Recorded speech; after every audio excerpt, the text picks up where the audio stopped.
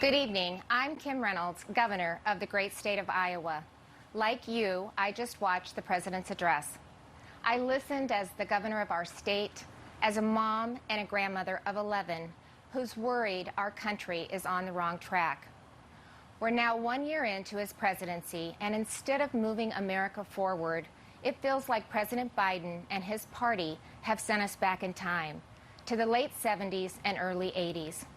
When runaway inflation was hammering families, a violent crime wave was crashing our cities, and the Soviet Army was trying to redraw the world map.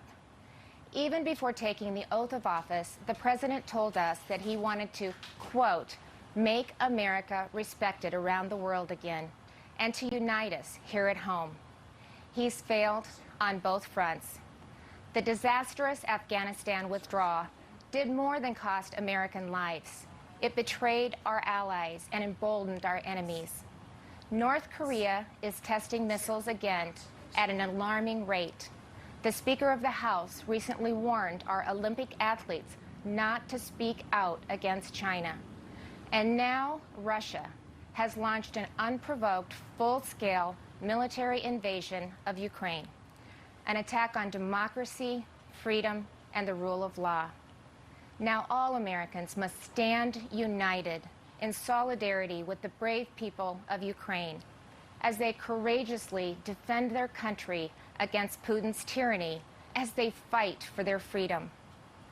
But we shouldn't ignore what happened in the run-up to Putin's invasion, waiving sanctions on Russian pipelines while eliminating oil production here at home, focusing on political correctness rather than military readiness, reacting to world events instead of driving them.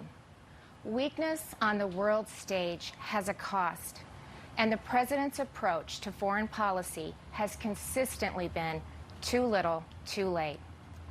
It's time for America to once again project confidence. It's time to be decisive. It's time to lead. But we can't project strength abroad if we're weak at home. And that's what I want to discuss with you tonight. The President and Democrats in Congress have spent the last year either ignoring the issues facing Americans or making them worse. They were warned that spending trillions would lead to soaring inflation. They were told that their anti-energy policies would send gas prices to new heights. But they plowed ahead anyway, raising the price at the pump by 50% and pushing inflation to a 40-year high. 4 decades ago, when our nation was last reeling from inflation, I was a young working mom just starting out.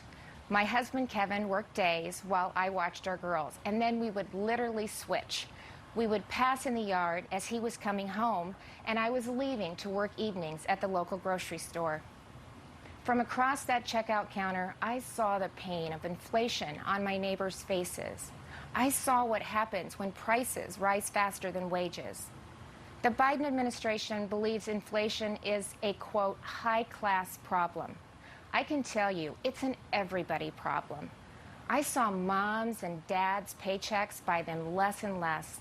I watched working people choose which essentials to take home and which ones to leave behind. And now President Biden's decisions have a whole new generation feeling that same pain.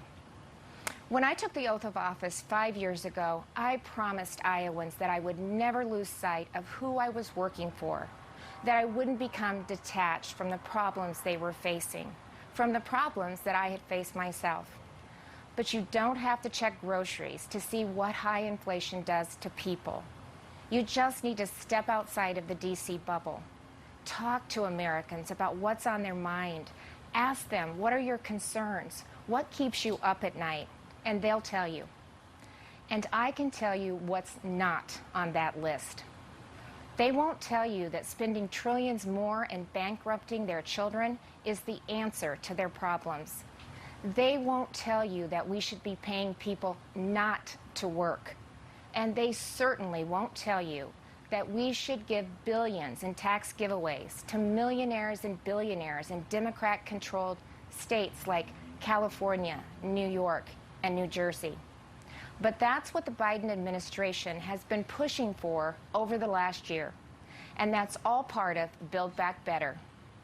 Thankfully, the president's agenda didn't pass because even members of his own party said enough is enough. Well, the American people share that view. Enough is enough. And it's not just with D.C. spending. Americans are tired of a political class trying to remake this country into a place where an elite few tell everyone else what they can and cannot say, what they can and cannot believe.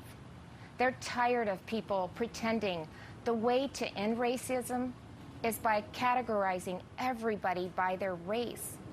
They're tired of politicians who tell parents they should sit down, be silent, and let government control their kids' education and future. Frankly, they are tired of the theater, where politicians do one thing when the cameras are rolling and another when they believe you can't see them, where governors and mayors enforce mandates but don't follow them, where elected leaders tell their citizens to stay home while they sneak off to Florida for sun and fun, where they demand that your child wear a mask, but they go maskless. So you've heard the excuses. They were just holding their breath. But it's the American people who are waiting to exhale, waiting for the insanity to stop. We now live in a country where violent crime is out of control. Liberal prosecutors are letting criminals off easy, and many prominent Democrats still want to defund the police. You know, it seems like everything is backwards. The Biden administration requires vaccines for Americans who want to go to work or protect this country, but not for migrants who illegally cross the border. The Department of Justice treats parents like domestic terrorists, but looters and shoplifters roam free. The American people are left to feel like they're the enemy. This is not the same country it was a year ago. The president tried to paint a different picture tonight, but his actions over the last 12 months don't match the rhetoric. It's not what he promised when he took office. But it doesn't have to be that way. There is an alternative. Across the nation, Republican governors and legislators are showing Americans what conservative leadership looks like, what it means to respect the people we serve, to hear them out, to stand up for them and walk alongside them. We know that our problems require bold action, but we also know that bold action doesn't have to mean government action. It's Americans making their own decisions for their own families and future. Republican governors face the same COVID-19 virus head-on. But we honored your freedoms and saw right away that lockdowns and school closures, they came with their own significant cost, that mandates weren't the answer. And we actually listened to the science, especially with kids in masks and kids in schools.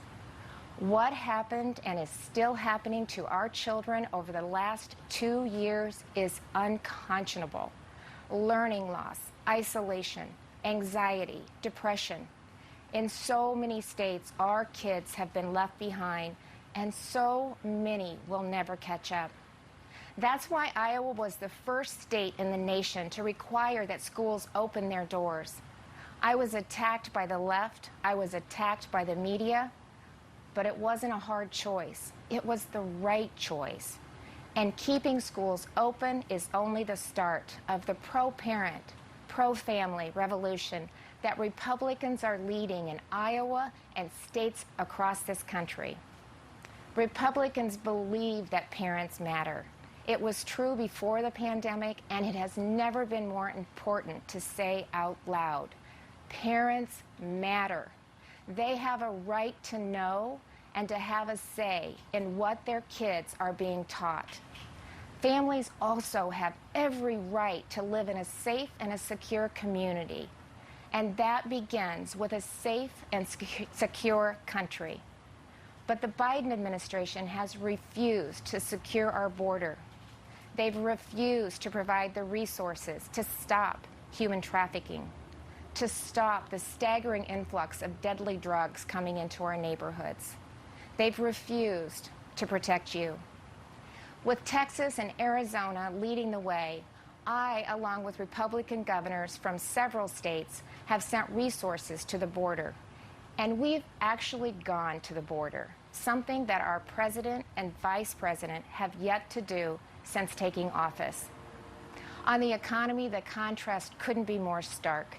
While Democrats in D.C. are spending trillions, sending inflation soaring, Republican leaders around the country are balancing budgets and cutting taxes, because we know that money spent on Main Street is better than money spent on bureaucracy.